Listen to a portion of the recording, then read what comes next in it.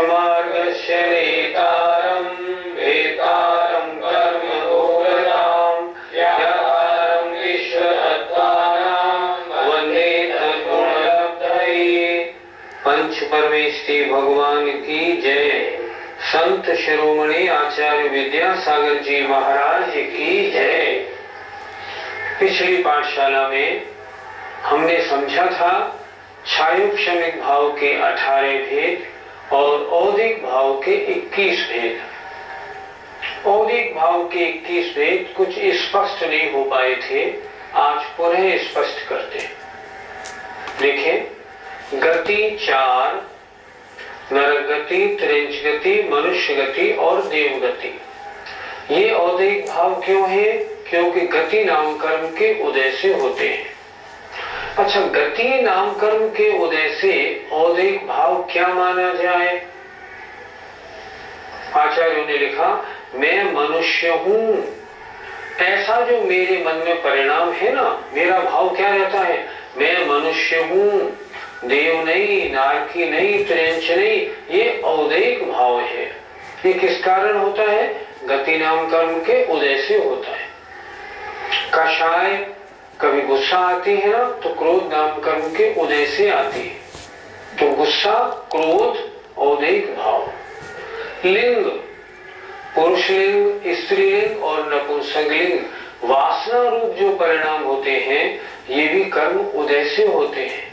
कर्म उदय ना हो तो वासना का प्रश्न ही नहीं हो, ये भी औदिक भाव। मिथ्या दर्शन, 7 तत्वों पर अश्रद्धा न रहना, सच्चे देव शास्त्र गुरु के ऊपर श्रद्धा पक्की न बनना।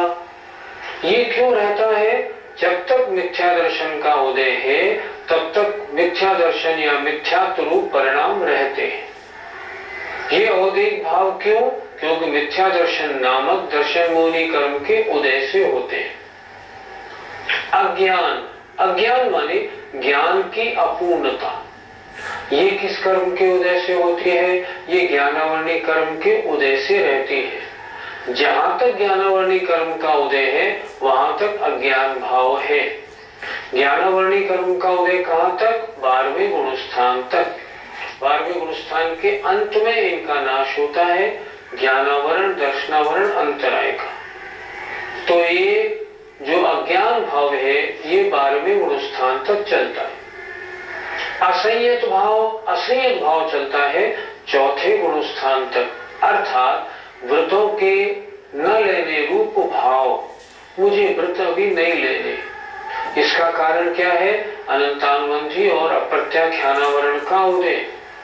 अगर सम्यक दर्शन हो गया है तो फिर अप्रत्याख्यानावरण का उदय। इसके कारण व्रत लेने के भाव नहीं बनते, तो ये व्रत लेने के भाव नहीं होने देना, ये भी औदिक भाव।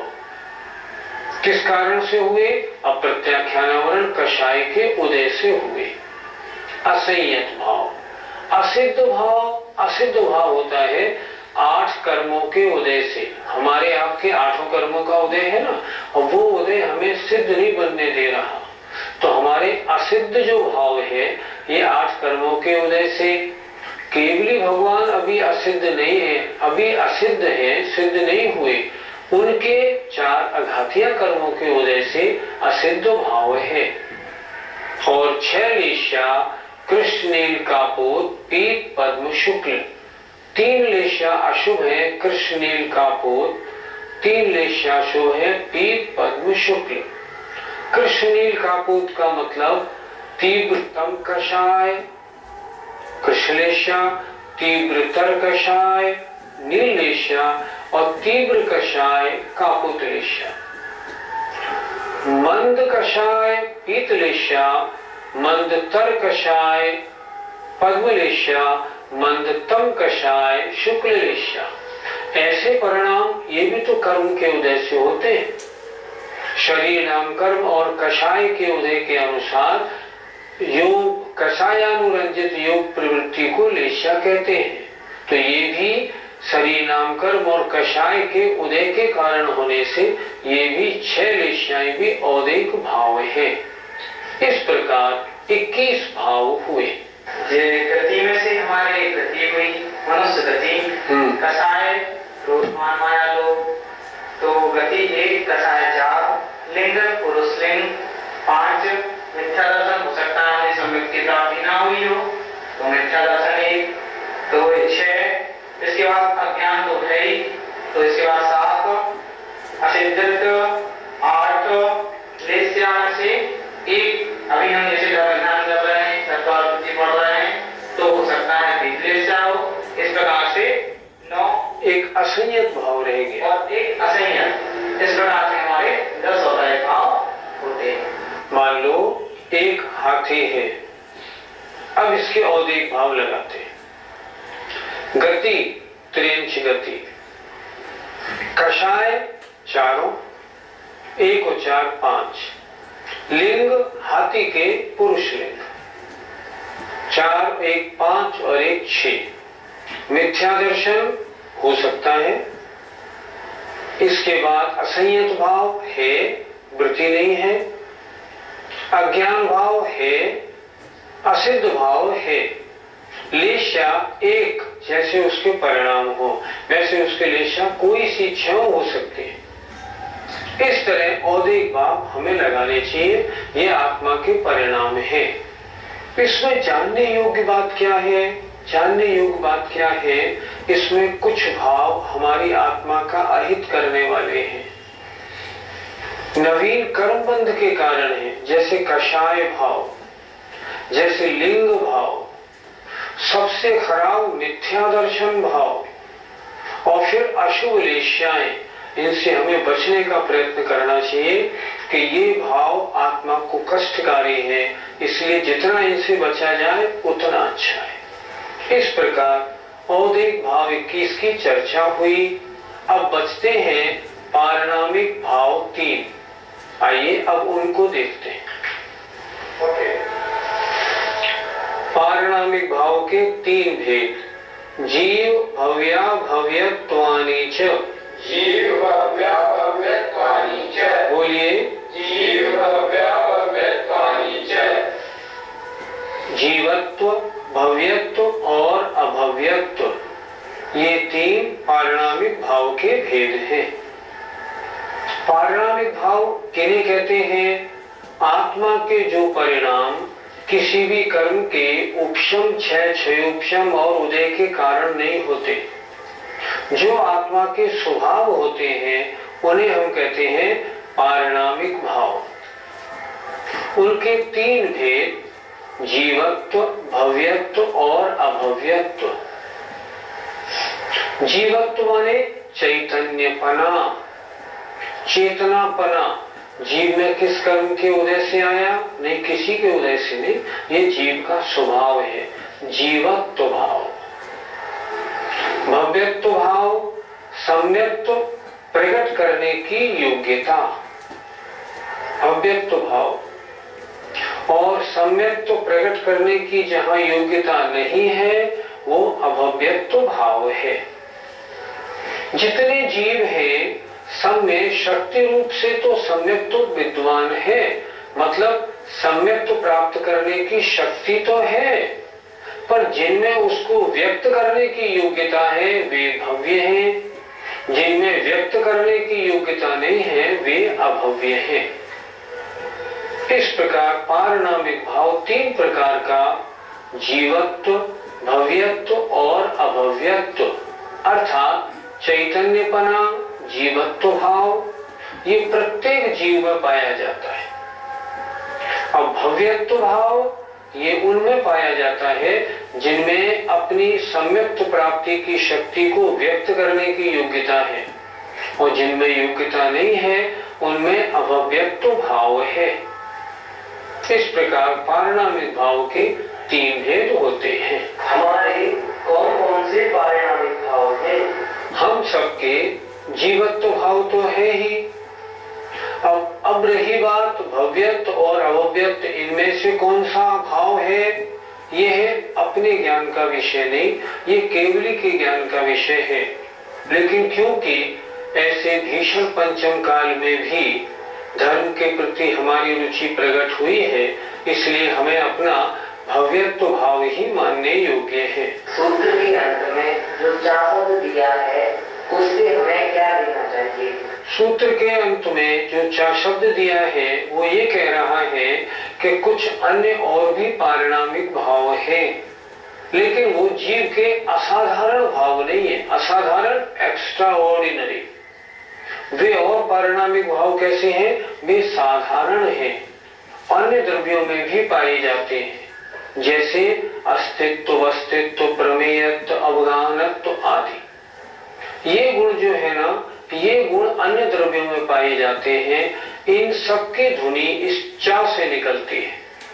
जैसे हमने पहले बताया था कि पारिणामिक भाव तो अन्य द्रव्यों में भी होते हैं, तो वो आचार्य ने कहाँ लिखा? चा से लिखा। उसको लिखा क्यों नहीं सूत्र में? क्योंकि यहाँ जीव तत्व की विवेचना होनी है, तो जो जीव के असाधारण भाव है उनकी चर्चा हुई, इसलिए जीवत्व, भव्यत्व और अभव्यत्व को लिया। जो साधारण भाव है उनको यहाँ नहीं लिया, लेकिन चा लिख के उनको भी सूचित कर दिया। पंडित जी, कल की पाठशाला में जो सूत्र नंबर 5 है उसके अर्थ में जो शब्द दिया है उस से क्या अर्थ लेना है? उस सूत्र नंबर 5 में छायोक्षमिक भाव की चर्चा थी। तो ये कहा गया वहां, जैसे जो मिश्र अर्थात सम्यक मिथ्यात्व भाव है वह भी छायोक्षमिक है, जो सैनीपना है वह भी छायोक्षमिक है। तो चा से अन्य छायोक्षमिक भावों का वहां ग्रहण करना चाहिए। इस तरह वहां चा उस रूप में था और यहाँ चा अन्य साधारण पारिणामिक भावों के लिए कहा गया। जीव के भावों की चर्चा हुई। अब आगे आचार्य बता रहे हैं जीव का लक्षण क्या है। देखते हैं। उपयोगो लक्षणम, उपयोगो लक्षणम, उपयोगो लक्षणम। उपयोगो लक्षणम। सूत्र सरल है एकदम। लक्षणम, जीव का लक्षण उपयोग है। उपयोग माने जानने देखने की शक्ति होना। उपयोग माने जानने देखने की शक्ति होना, ये उपयोग है और ये जीव का लक्षण है। लक्षण किसे कहते हैं? जो अन्य में न पाया जाए, केवल उसमें ही पाया जाए, उसे कहते हैं लक्षण। जानने देखने की शक्ति जीव के अलावा किसी अन्य द्रव्य में नहीं होती, इसलिए लक्षणम, जीव का लक्षण क्या है? उपयोग अर्थात ज्ञान और दर्शन। अगला सूत्र देखें। उपयोग कितने प्रकार का है? स द्विविधोष्ट चतुर्भेदः। स द्विविधोष्ट चतुर्भेदः। बोलिए। स द्विविधोष्ट चतुर्भेदः। फिर बोले एक बार। स द्विविधोष्ट चतुर्भेदः। इस सूत्र को थोड़ा बोर्ड पे समझाते हैं। स माने वह उपयोग, जीव का लक्षण उपयोग है। जानना, देखना, जानने देखने की शक्ति। स माने वह उपयोग, द्विविधः, 2 प्रकार का है। कौन कौन सा? ज्ञानोपयोग और दर्शनोपयोग। उसके भेद अष्ट चतुर्भेदः। ज्ञानोपयोग के 8 भेद, दर्शनोपयोग के 4 भेद हैं। सूत्र में से अगर आप अर्थ निकाल लेंगे ना, तो आपको घोंटने की आवश्यकता नहीं पड़ेगी। इससे लाभ क्या होगा? जब आप पाठ करेंगे दिमाग में अपने आप अर्थ आता जाएगा। तत्वार्थ सूत्र घोंटना नहीं है, तत्वार्थ सूत्र के सूत्रों का अर्थ समझना है। बिल्कुल सरल है। अब देखिए ना, पहला सूत्र क्या कह रहा था? जीव का लक्षण उपयोग है, जानने देखने की शक्ति। यहाँ कह रहे हैं स माने वह उपयोग, द्विविधः, 2 प्रकार का है। ज्ञानोपयोग और दर्शनोपयोग। ज्ञानोपयोग अष्टभेदः, 8 प्रकार का। दर्शनोपयोग 4 भेद वाला है। ज्ञानोपयोग 8 प्रकार का कौन सा? 5 प्रकार का ज्ञान, 3 प्रकार का अज्ञान। अर्थात मति ज्ञान, शुद्ध ज्ञान, अवधि ज्ञान, मनःपर्यय ज्ञान और केवल ज्ञान, और कुमति ज्ञान, कुशुद्ध ज्ञान, कुअवधि ज्ञान, कुल मिलाकर 8 प्रकार का ज्ञानोपयोग है। दर्शनोपयोग 4 प्रकार का, चतुर्भेद, चक्षुर्दर्शन, अचक्षुर्दर्शन, अवधि दर्शन और केवल दर्शन। ये क्या है? ये उपयोग के भेद हैं, 8 ज्ञान के भेद और 4 दर्शनोपयोग के भेद।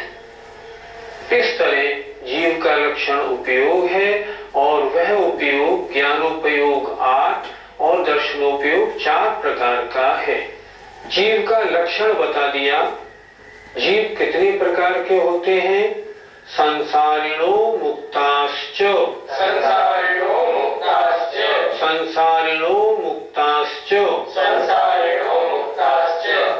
जीव 2 प्रकार के हैं, संसारी और मुक्त। जो संसार में जन्म मरण कर रहे हैं, संसार के दुखों को भोग रहे हैं, वे संसारी हैं, और जो अष्टकर्म से रहित हो गए हैं, वे मुक्त जीव हैं। जीव 2 प्रकार के, संसारी और मुक्त। इस सूत्र में 4 शब्द से क्या अभिप्राय समझना चाहिए? 4 शब्द का अर्थ है, कुछ जीव ऐसे हैं जो जीवन मुक्त हैं, जैसे अरहंत परमेष्टि। अरहंत परमेष्टि जन्म मरण से रहित हो गए हैं, लेकिन अभी संसार में हैं, इसलिए 4 शब्द से उनको भी यहाँ गर्वित किया गया है। इस प्रकार इस सूत्र का अर्थ हुआ। संसारी जीव कितने प्रकार के होते हैं? अगला सूत्र है, समनस्का मनस्काः। समनस्का मनस्का, बोलिए, समनस्का मनस्का। समनस्क अर्थात मन सहित, और अमनस्क संधि विच्छेद किया, अमनस्क मन रहित। संसारी जीव 2 प्रकार के होते हैं, समनस्क मन सहित, अमनस्क मन रहित, अर्थात सैनी और असैनी। इस प्रकार संसारी जीव के 2 भेद हैं। संसारी जीव के और कितने भेद होते हैं? अगला सूत्र देखें, संसारिणस्त्रसस्थावराः। संसारिणस्त्रसस्थावराः। बोलिए, संसारिणस्त्रसस्थावराः। संसारी जीव के 2 भेद और भी होते हैं, त्रस और स्थावर। जिनके मात्र 1 इंद्रिय होती है, वे स्थावर जीव हैं, और जिनके 2, 3, 4, 5 इंद्रियां होती हैं, वे त्रस जीव हैं। अब तत्वार्थ सूत्र कितना सरल है, देखा? सरल सरल सूत्र है। हमें कड़ा नाम को लगता है, कड़ा है नहीं। स्थावर जीवों के भेद, पृथिव्यप तेजो वायु वनस्पतयः स्थावराः। बोलिए,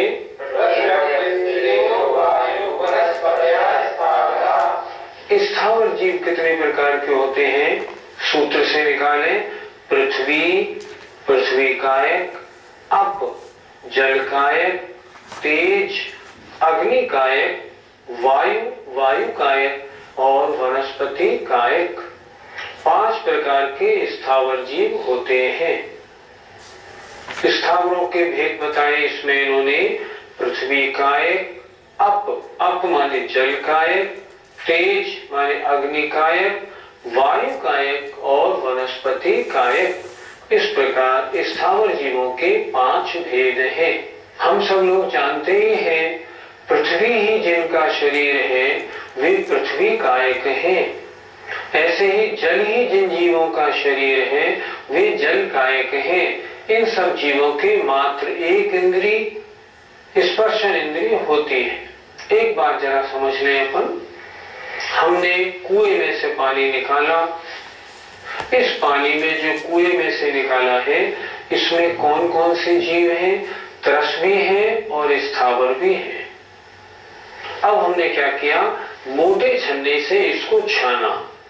छानने से क्या हुआ, त्रस जीव छन्ने में आ गए, लेकिन नीचे जो जल निकला ना, उसमें अभी जल कायिक जीव है। वो क्यों नहीं छने? क्योंकि जल ही उनका शरीर था, तो वो जल के साथ में नीचे निकल गए। वो होते हैं एक इंद्रिय जल कायिक जीव। इस तरह औरों में भी समझ लेना चाहिए। इस सूत्र में बताया स्थावर जीवों के 5 भेद: पृथ्वी कायिक, जल कायिक, अग्नि कायिक, वायु कायिक और वनस्पति कायिक। पंडित जी, ऐसा सुना है कि जल के 4 भेद होते हैं, तो वो 4 भेद कौन कौन से होते हैं, कृपया बताएं। आपका प्रश्न बहुत अच्छा है, समझने वाली चीज है। जल के 4 भेद: जल, जल जीव, जल काय और जल कायिक जीव। देखिए, हाइड्रोजन और ऑक्सीजन मिला और पानी की बूंद बनी, ये हुआ जल। जीव है या अजीब? अजीब। अब अंतर्मूर्त के बाद इसमें योनि स्थान बनने से अब जल कायिक जीवों की उत्पत्ति होती है। तो जो जल कायिक जीव यहाँ जन्म लेने के लिए आ रहा है, रास्ते में विग्रह गति में है, उसे हम कहेंगे जल जीव। उसने पानी में जन्म ले लिया तो हो गया जल कायिक जीव।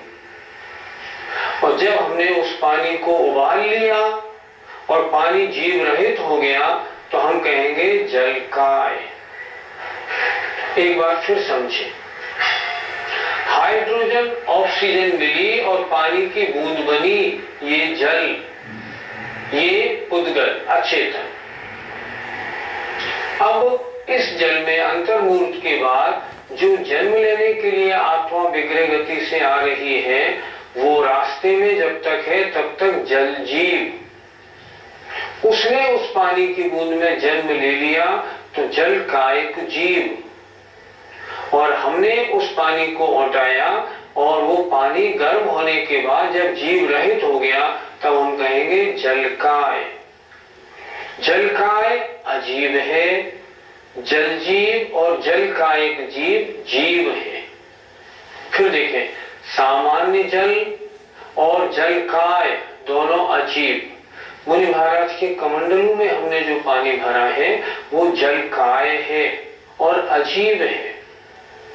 एक बात जरा थोड़ी अटपटी लगेगी आपको, पर ध्यान से सुनना आप। जल हो या पृथ्वी हो, अग्नि हो या वायु हो, ये तो पुद्गल के पिंड है, जल जीव नहीं है। जल तो अजीब है। जल में जिनने जन्म ले लिया है वो जीव है। पृथ्वी अजीब। पृथ्वी में जिन जीवों ने जन्म लिया है वे पृथ्वी कायिक जीव। ऐसे लगाना चाहिए। जैसे हमने जल में 4 भेद लगाए, ऐसे अग्नि वायु इनमें भी 4-4 भेद लगा लेने चाहिए। स्थावर जीवों की चर्चा हुई। अब प्रश्न हुआ त्रस जीव कौन कौन से हैं? तो अगला सूत्र देखें, द्विन्द्रियादयस्त्रसाः। बोलिए, इस सूत्र का हम संधि विच्छेद कर लें। द्वि इंद्रिय आदयः त्रसाः। द्वि इंद्रिय आदयः त्रसाः अर्थात 2 इंद्रिय आदि वाले त्रस होते हैं। अर्थात जिनके 2 इंद्रिय, 3 इंद्रिय, 4 इंद्रिय और 5 इंद्रिय होती हैं उन्हें त्रस कहते हैं। और जिसके मात्र एक स्पर्शन इंद्रिय है उसे हम स्थावर कहते हैं। सरल सूत्र है। आइए अगला सूत्र और देखते हैं। पंचेंद्रियाणि। बोलिए, इस सूत्र बोलने में फिर सावधानी रखनी है। बहुत सी माता बहनें बोलती हैं पंचेंद्रियाणि, नहीं पंचेंद्रियाणि नहीं, पंचेंद्रियाणि। सूत्र का अर्थ है इंद्रियां 5 होती हैं। हम और आप सब जानते हैं स्पर्शन, रसना, घ्राण, चक्षु, कर्ण। ऐसा लग रहा है आज तो जैसे हम तत्वार्थ सूत्र में बालबोध पढ़ रहे हैं। बिल्कुल सरल। पंचेंद्रियाणि, इंद्रियां 5 होती हैं। आचार्य ने छोटे छोटे सूत्रों में विषय को कितना अच्छा स्पष्ट किया है और बिल्कुल क्रम से चल रहे हैं महाराज। अब आया प्रश्न, इंद्रियां कितने प्रकार की होती हैं? द्विविधानि, द्विविधानि। इसका भी उच्चारण हमें ठीक करना चाहिए। बहुत से लोग बोलते हैं द्विविधानि, पंचेंद्रियाणि, द्विविधानि। नहीं, ऐसे नहीं, द्विविधानि पंचेंद्रियाणि। जोर देना है या पे, धा पे। द्विविधानि 2 प्रकार की होती हैं। क्या अर्थ हुआ? द्विविध अर्थात इंद्रियां 2 प्रकार की होती हैं। द्विविधानि इंद्रियां 2 प्रकार की होती हैं, द्रव्येंद्रिय और भावेंद्रिय। द्रव्येंद्रिय जो नाम कर्म के उदय से बनती है वो द्रव्येंद्रिय, और भावेंद्रिय जो कर्म के क्षयोपशम से, ज्ञानावरणी कर्म के क्षयोपशम से जो प्राप्त होती है वो भावेंद्रिय है। आप जरा रिवीजन कर लेते हैं, हमने क्या क्या आज पढ़ा है। आज हमने सबसे पहले औदिक भाव के भेद स्पष्ट किए, उसके बाद पारिणामिक भाव के 3 भेद, जीवत्व, भव्यत्व, अभव्यत्व को देखा। इसके बाद जीव का लक्षण जानना और देखना। वह जीव का लक्षण कितने प्रकार का? ज्ञानोपयोग 8 प्रकार का, दर्शनोपयोग 4 प्रकार का। जीव कितने प्रकार के होते हैं? संसारी और मुक्त। संसारी कितने प्रकार के? सैनी और असैनी। संसारी जीवों के और 2 भेद, त्रस और स्थावर। स्थावर जीवों के भेदों की चर्चा हुई, त्रस जीवों के भेदों की चर्चा हुई। इंद्रियां 5 होती हैं और वो 2 प्रकार की होती हैं। समय आपका आज पूरा हो गया है। अब कल हम चर्चा करेंगे इंद्रियां 2 प्रकार की कौन कौन सी होती हैं, उस पे देखेंगे। जय जय।